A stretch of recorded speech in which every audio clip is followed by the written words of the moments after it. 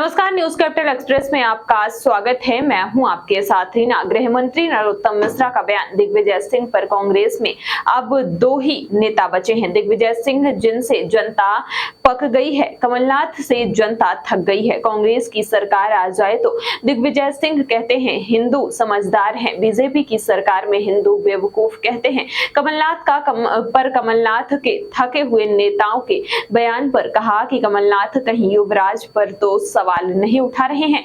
वहीं मजदूर दिवस पर अवकाश देने की घोषणा पर कहा कि काम तो कमलनाथ ने कभी दिया नहीं, अब अवकाश देने की बात कर रहे हैं। पुलिस कर्मियों को भी साप्ताहिक अवकाश देने की बात कमलनाथ ने कही थी, पर मिला नहीं। चुनाव के समय ही सब कुछ याद आता है। अब स्वास्थ्य वालों से बात कर रहे हैं दीपक जोशी पर। दीपक जोशी के कांग्रेस में शामिल होने की खबरों पर कहा कि मेरे साथी हैं, मेरे साथ मंत्रिमंडल में भी रहे हैं, योग्य व्यक्ति हैं, राजनीति के संत बट वृक्ष जिसके नीचे नरोत्तम जैसे कई नेता बने। उनके पुत्र हैं दीपक जोशी, हमारे वरिष्ठ कार्यकर्ता हैं, हम सब उनके साथ है। कर्नाटक चुनाव में बीजेपी के घोषणा पत्र पर कांग्रेस के आरोप पर मध्य प्रदेश की स्थिति सभी के सामने है। सीएम शिवराज ने लाडली लक्ष्मी कहा तो 42 लाख से ज्यादा लाडली लक्ष्मी एमपी में लखपति हैं।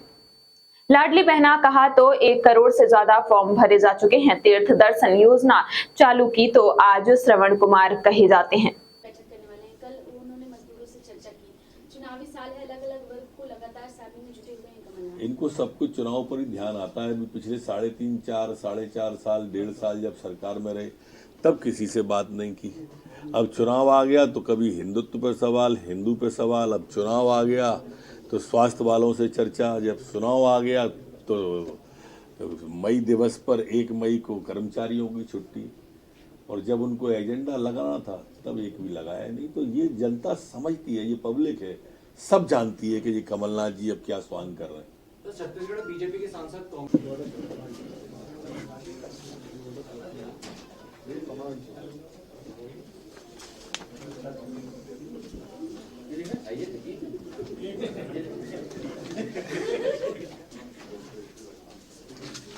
जी सर, दिग्विजय सिंह और कमलनाथ ने ट्वीट किया कि गर्व हुए बेवकूफ में।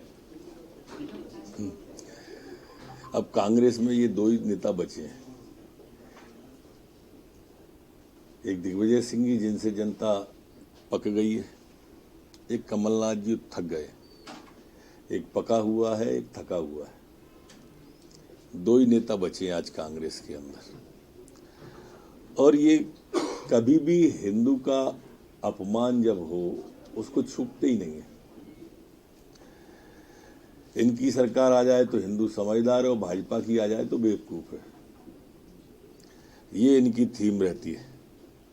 इन्हें ओसामा जी कहने को हिंदू मानते हैं। ये राम मंदिर पर तारीख पर सवाल उठाने को अब हिंदुत्व मानते हैं। राम सेतु और राम को काल्पनिक कहने को ये हिंदू मानते हैं। ये जाकिर नाइक को शांति दूत कहना उसको हिंदू मानते हैं। ये आरएसएस राष्ट्रवादी संगठन है, उसकी तुलना बोको हराम से करने को ये हिंदुत्व मानते हैं। ये इस तरह के दोनों लोग हैं, एक थके हुए एक पके हुए, जिसके कारण से ये रसातल को आज कांग्रेस जा रही है। बटाला हाउस पे जो आंसू बहाते हैं वो वाली स्थिति है। एक बात मेरी तो समझ में ही नहीं आई है, कमलनाथ जी ने जो कहा है कि ये जो दुस्साहस किया है बेवकूफ कहने का, ये कहीं युवराज पर तो उंगली नहीं उठा रहे हैं, उनकी तरफ तो इशारा नहीं है इनका कहीं से। ये भी विचारणीय बिंदु है।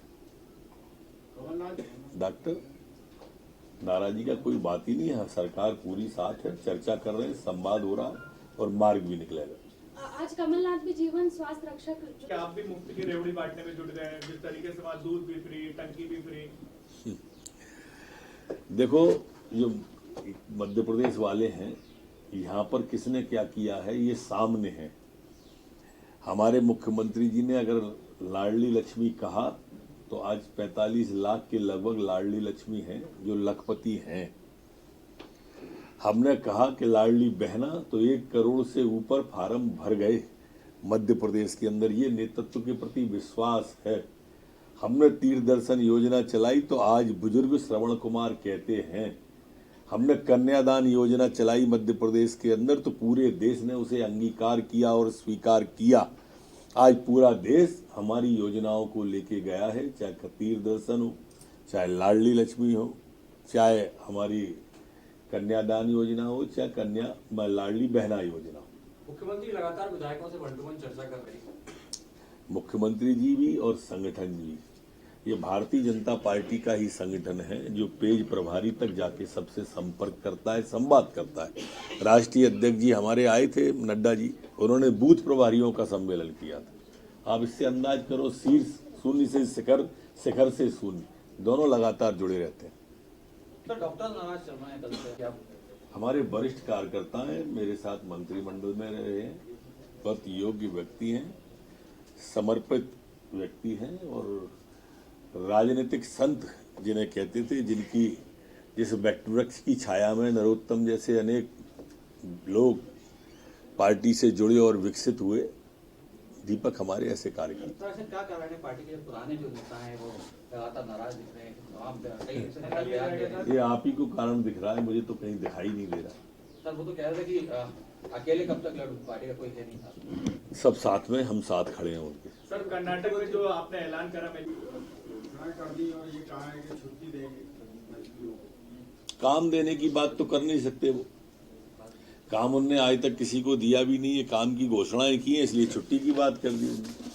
ये वही कमलनाथ जी हैं जिनने साप्ताहिक अवकाश देके पुलिस वालों के साथ छल किया था। इन्होंने रोजगारी भत्ता और रोजगार देने के नाम पर छल किया था। पेट्रोल की कीमतें कम करेंगे ये कह के छल किया था, फिर छलावा किया। सर दीपक जोशी हैं